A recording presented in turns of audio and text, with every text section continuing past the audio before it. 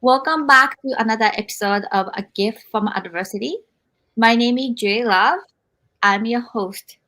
Thank you so much for tuning in for another amazing episode. I'm having an amazing time interviewing a lot of guests so far. This is my episode 21, and I'm very excited to have another guest for our show. Before we start, I want to introduce my book, A Gift from Adversity. It's available on Amazon, and the subtitle is Overcoming Sexual Abuse, Domestic Violence, Bullying, and Homelessness. I published this book speaking about my personal experience of these sexual abuse, domestic violence, bullying, homelessness that I um, had to endure when I was growing up in Japan.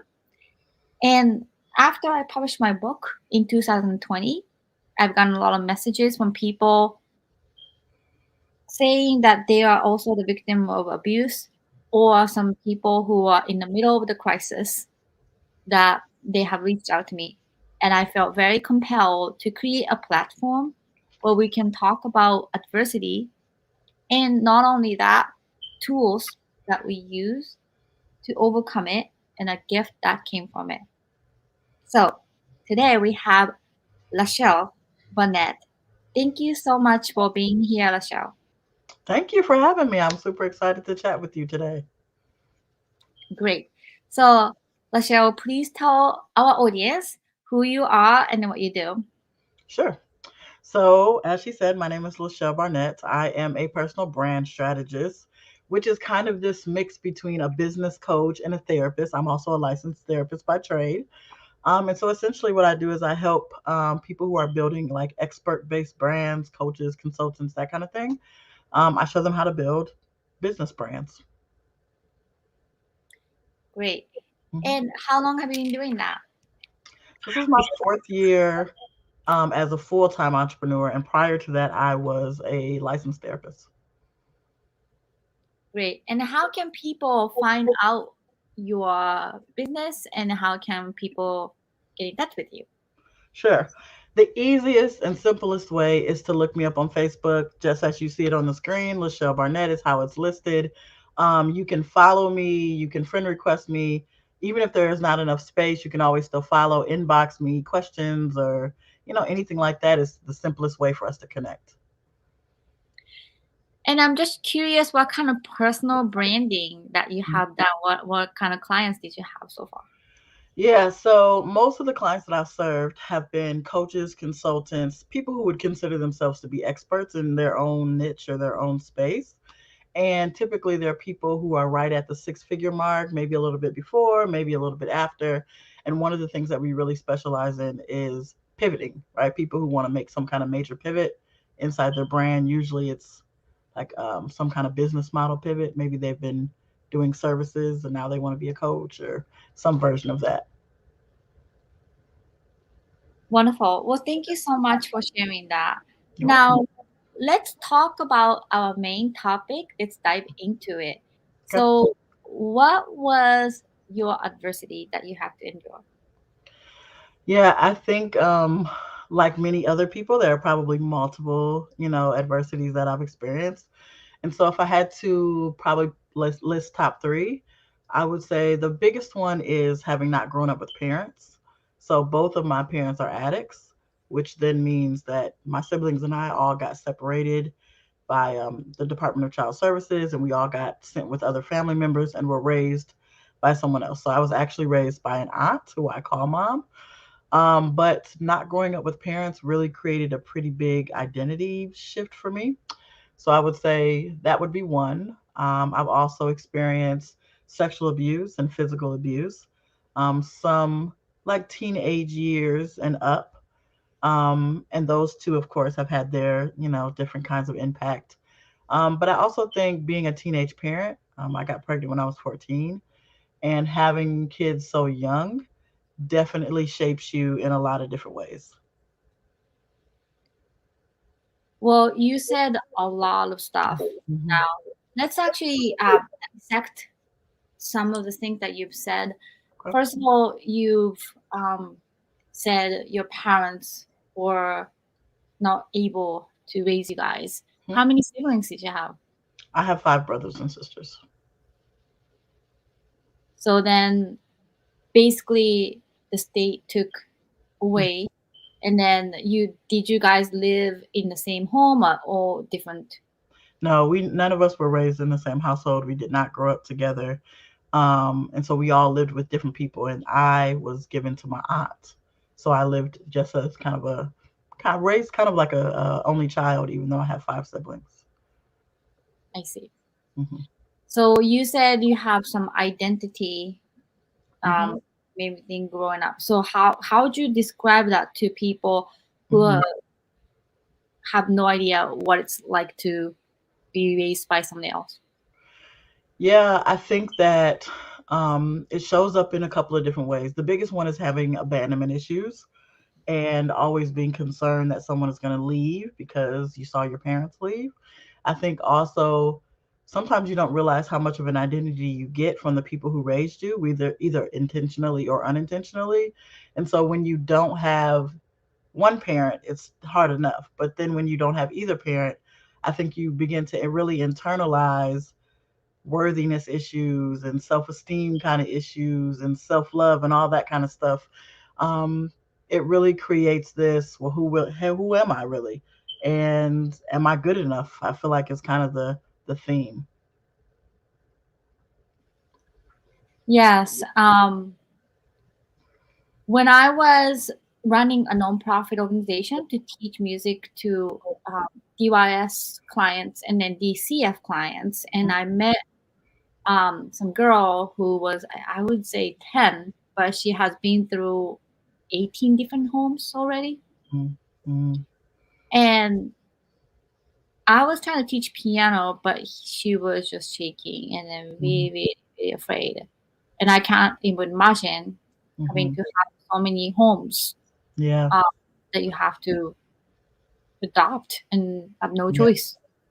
Yeah, I could not imagine having to switch homes so often. I do feel like I was lucky in that way, in that I did get adopted by a family member and I didn't have to do a lot of switching homes. So definitely grateful for that. But you do create this kind of internal anxiety, or kind of this internal constant questioning of who you are, for sure. And also, you mentioned about sexual abuse. Hmm. What happened to you? I've had a couple of things from incest within family kind of thing, as well as just being raped as a teenager. So sorry to hear Hmm. that. Um, I'm a victim of child sex abuse, and it just devastating to meet another Hmm. survivor of that. Hmm. How about the physical abuse? What happened?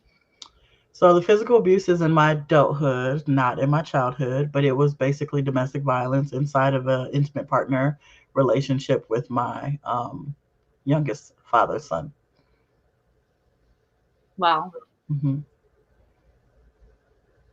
it's it's very very devastating to hear. And then I really appreciate you coming to my show and then speaking up Hmm. for yourself and for others. Yeah. And this is exactly why I wanted to create this platform to talk about Hmm. specifically adversity.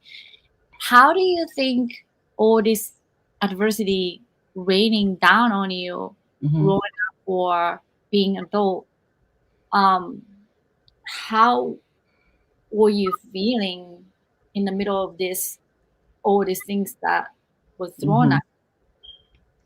Yeah, I think that with each new type of trauma, your self-esteem kind of just goes lower and lower. Like, I think that um, when I was adopted by my mom, my aunt, who is my legal guardian, um, I was two, so I really didn't feel the effects of that until I got a little bit older. But I would hear lots of different stories around, oh, we used to try to drop you off at the daycare and you would just scream for hours because didn't know if somebody was going to come back and pick you up. And, I heard a lot of those kind of stories growing up that I don't always remember myself. But it just is kind of this thread that you can see where it's like, oh, I'm always worried about someone leaving, or I'm always worried about, just the ability to let go of things. And I think um, probably the thing that I see as the greatest impact with each one of these is sometimes we don't understand how much your ability to love yourself or lack thereof really impacts everything else. It impacts your ability to make good decisions. It impacts who you end up in relationships with along the way, what jobs you take, right? So I couldn't always see it, but I would say definitely in hindsight, there's just this lack of self love that grew and grew and grew over time, which then led to decisions that weren't great or relationships that weren't great or, just different consequences.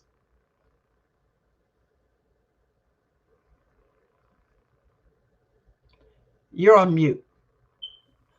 Sorry, as devastating as it is, I think it's important for us to talk about this because Mhm. otherwise people do not understand. And also for our future new, like young generations, more we talked about, especially sexual abuse and then domestic violence issues, that people are just afraid to speak out because the perpetrator are still around and Mhm. you worry about them and then their judgment and their allies, that Mhm.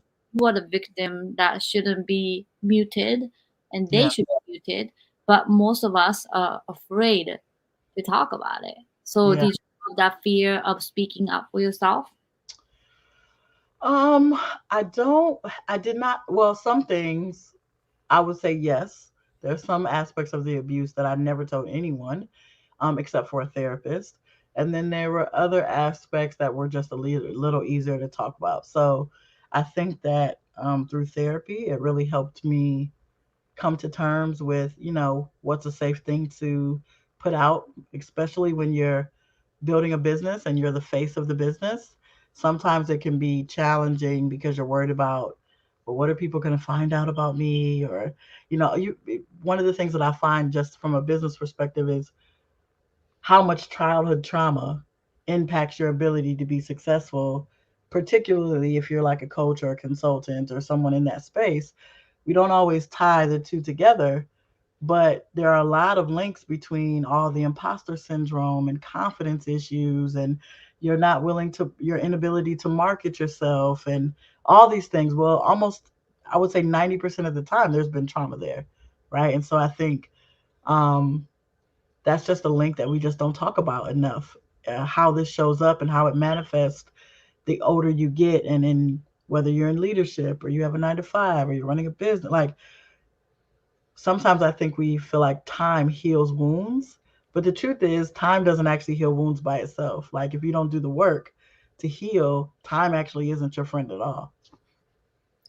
I cannot agree more with that because my trauma initial incident was the heaviest will be between age 8 to 13 and I'm 45, and then Mhm. still when I do have the panic attack I feel like I was like Mm. I'm still like 13 in my head. All over again, yeah. Yeah, and I feel what you said was like on point, that the time unfortunately does not help to heal. You Hmm. have to do the work.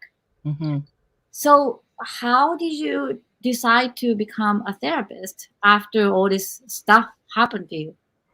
Well, I think that's really the gift of the adversity, right? It's like you develop a passion, a empathy, a whatever we want to call it, for things that you've experienced yourself.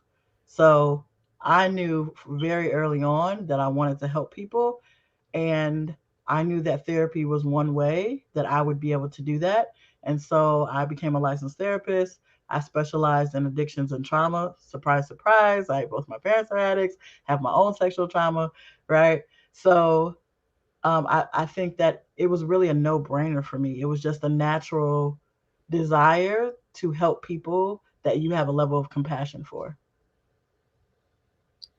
Yeah, so I would like to switch a question Okay. to my second question. Hmm. I know you became therapist and then now you are on the other side of helping people. Hmm. However, maybe growing up, facing this adversity Hmm. when you didn't know what to do, Hmm. and also maybe try on error. How do you say the best tools that you have used to help yourself that was significant?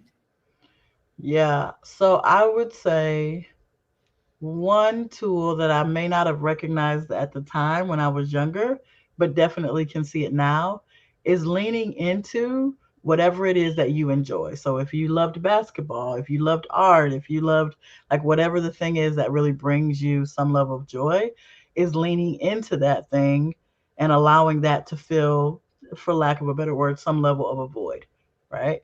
That would be one thing that I could see that really allowed me to survive and allowed me to kind of make it through some tough situations. I also think for me, one of the things that was very helpful was spirituality. I grew up in the church, and while I had some mixed experiences, right, I had some people who were kind of judgy and right, but I also learned what the love of God felt like. And so that became a cushion. It became, a level of protection. And even though I didn't always navigate it perfectly, what I did learn and the environment that I was in was very helpful to me when it comes to just sorting through things I didn't understand, or when I felt bad about who I was, or, different things would come up. I had some place to go. I had a group of people that was supportive and, I could ask questions to. So I would say spirituality and just leaning into the things that I really liked was helpful to me. What was the things that you liked that you leaning into? Well, I loved sports, right? So I played all the sports from volleyball to basketball to, I just was a big sports person. And one thing that people don't necessarily equate all the time to trauma is that it really sticks in your body, right? Like if you don't actually do the work, then it manifests. That's where all this anxiety and, depression and all these other things come up, is because we haven't done some of the work that then releases. And so I was naturally, without knowing it at the time, I was naturally allowing some level of healing because being very physical and allowing myself to go through the release of some things was very helpful to me. Just being very active in sports. So now you became a therapist and you've seen some clients that some of the tools that you may be teaching, you maybe taught that can maybe um, one of the things that you thought some of the technique made a change in your client's Mhm. trauma. What are the things that you can say that? Yeah, I think the biggest one, and I hate to say it because it feels like a little bit of a cliche, but it's the self love. The people who I've seen do the greatest amount of turnaround, have the greatest amount of success, are the people who learn to love themselves in spite of the things that happen to them. So when I say self love, I do not mean spas and massages and, like all of that is good. It has a place. But what I'm really talking about is, where are the places where you've lost respect for yourself? Maybe because of decisions that you've made or scenarios that you've been in. And it's like people don't necessarily realize is that in order to truly love yourself, which is how we get to fulfillment, it really starts with respecting yourself and then liking yourself and then loving yourself. And so, one of the biggest tools that I teach my clients is, what are the things that you need to start doing or stop doing that are affecting your ability to respect you? Because when you don't love you, you have all these other consequences as a result. But the moment you start loving you and liking you, well, now you're setting more appropriate boundaries, and now you're having healthier relationships, and right, there's just a greater level of joy if you can do that work. I think self love, self respect, self advocacy, those are the words I've been hearing more and more. Mm-hmm. But as easy as it sounds, it's not easy. Mm-mm, It's it's not. so hard, especially after you've been through so much trauma and adversity. And as unfortunately fellow survivor of the sexual abuse, especially Mm-hmm. that violation of your sexuality, especially when you're young, and especially within the family member, you Hmm. can't love yourself. You can't. It's so hard to love yourself. Yeah, I would say I agree. When you're younger, it can be really, really, or not younger, but whatever age that is happening, it can be super hard at the time. And I would say it's only when there's been some separation between you and the event, you and the person, you and the scenario, that there's even a chance that you can begin to love yourself. And I think it always starts with the decision, right? It always just starts with, do I even think that loving myself is a big enough deal to where I want to do the work? Because like you said, it's not an easy thing to do, but it's the thing that I've seen help people the most, right? If I can embrace this concept of, okay, the more I love me. Because sometimes people don't understand the connection between loving yourself and your ability to be happy, loving yourself and your ability to get some of the things that you desire, right? But the connection is very strong. It works just like this. And so I think that even though it's hard, putting yourself in the right places, making the decision first. So whether it's therapy, whether it's other communities that have survivors and they're doing their own work, it is difficult to do, but it really has a lot to do with habits, right? It's like, here are the 2 or 3 habits where I'm self sabotaging or where I'm in my own way or where, I'm not really believing some aspect of myself. And I think the more you develop habits, the easier it is to love yourself. So, going through this tremendous amount of adversities Hmm. and then becoming a therapist, was that so inspiring or empowering, and then kind of healing experience to your trauma? Um, I don't know if I would say that. I think that I had done so much work in order to become a therapist that by the time I actually decided to, like, I got to that point, everything else is just kind of like icing on the cake at that point, right? Like, I do think there's healing comes in a lot of different ways. You can meet a complete stranger and they say something that touches you, and then there's a level of healing that can come that way. So I definitely think that some of the experiences that I've had with clients have been fulfilling for sure. And it feels like, okay, I understand why I had to go through all of this. I don't like it. I don't think I would choose it again, but here I am. And since this is the cards that I was dealt, let me just learn how to make lemonade out of lemons. And it's been the most fulfilling thing I've ever done. Hardest, one of the harder things, right? Because the tricky part is that I can't do the work for people. And I can see them hurting and I can see them in pain. But, everybody comes to their own understanding and their own motivation and all in their own time. And so it can be challenging, especially when you start talking about addiction, to see people, harming themselves. But it is definitely one of the more rewarding things that I've ever done. I would say if I was a therapist, I would feel the same in a way that maybe a little frustration because you want to help them, but Mhm. to know that no matter how much of the information or therapy session that you have, you really have to tell yourself that I want to change and I Mhm. want to be overcoming this. Yeah, that's what helps me not be frustrated with people when they aren't making the progress that I want them to make or they're not doing the things that I'm suggesting. It's like, well, LaChelle, you had to get to that space. They got to get to that space, right? Like, just knowing that I'm there when they're ready is really comfort enough. Sure, Yeah. definitely. Well, so we kind of maybe guessed or talked about a gift part of it, Hmm. but what do you say the biggest gift that came from all the adversities that you went through? Yeah, I would say the biggest gift is my ability to relate to people. So, like, as an addictions therapist or a trauma therapist, everybody, like the other therapists in our department, could be very well intentioned, but if you haven't experienced some of it yourself, sometimes you miss the cues, and sometimes well intentioned is different than having experienced it. And so I think that I always tell people I was born to be a therapist because And it's particularly people who are struggling with having been raped multiple times, and people who are shooting up and really struggling, because I get to be bold and point blank and right, because your life is on the line, versus other types of therapy where it's like depression and suicide, and those require a different level of communication and a different level of finesse. But in this arena where I'm dealing with people who are literally harming themselves day in and day out, I feel like I was really made for that, and it has directly connected to my own adversity, right? It's like I have a level of passion and a level of experience that allows me to be a better therapist.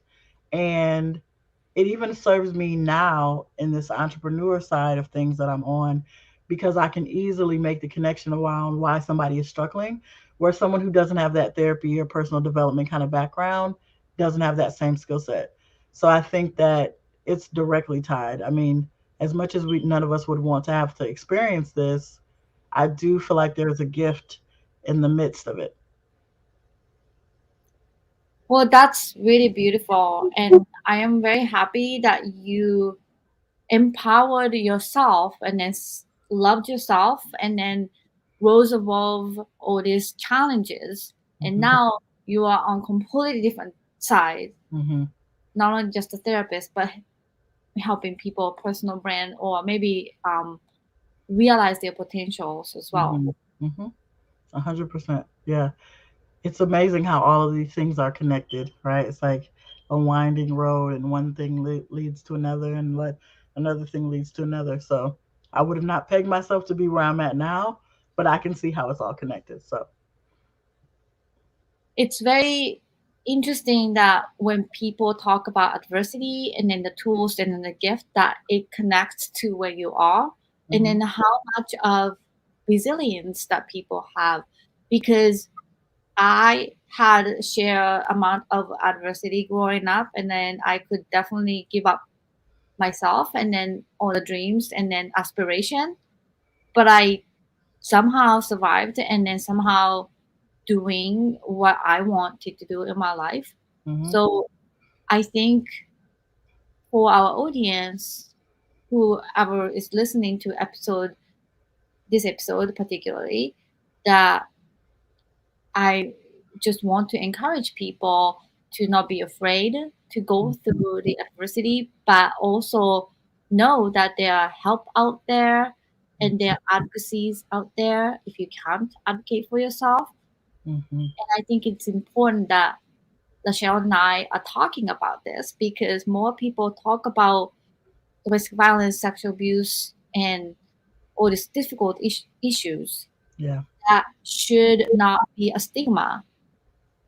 I think that's so important that people understand, just like we have fever, we have car accident, we have cancer, all these diseases that people feel okay to talk about it. Oh, I Hmm. had a car accident. But how can you not say smoothly, oh, I was just raped. I Hmm. was uh, abused when I was a child. Hmm. So I really appreciate you having this conversation with me tonight. Yeah, I think that every conversation that you can have just minimizes the shame a little bit more, and a little bit more, and a little bit more. Yes. Thank you so much, Michelle. Hmm. And I really hope that somebody who is listening out there do Hmm. not feel alone if they unfortunately are going through adversity. As we speak right now, that I am from Japan and Lachelle is from America. Hmm. The place of where it happened does not matter. It's all up in the brain, and we all share, unfortunately, all this trauma and adversity. But still, we are able to overcome, and it's okay Hmm. to suffer or struggle, but really rely on help and tools that are out there, Hmm. and then be able to make a gift from it. Yeah, agreed. Do you have any last comment for our audience? I think the only thing that I would say for those of you who are listening and you're going through your own storms, whether they feel directly related to trauma, maybe you're in the midst of it, or whether you're years removed, I would just say take the time to figure out what you still need to heal from, right? Like there's probably, when we feel like we're going through something, there's probably something that we have yet to heal from, and there's probably still work to be done. So I encourage you just to be still long enough to just kind of say, "Oh, I get a feel for where this is coming from." And then have the courage, because that's what it takes. It takes a lot of courage to then uproot and do some work in order to be a better you. So, I like that. In order to be better you. hmm hmm Well, thank you, LaChelle, again for coming to A Gift from Adversity tonight. yeah, thank you for having me. Absolutely. And for our audience, we have very exciting guests coming up, and I try to keep it going to make this platform as safe as possible and be able to share our adversity and tools and then the gift that comes from it. Thank you again, everyone, and have a wonderful night.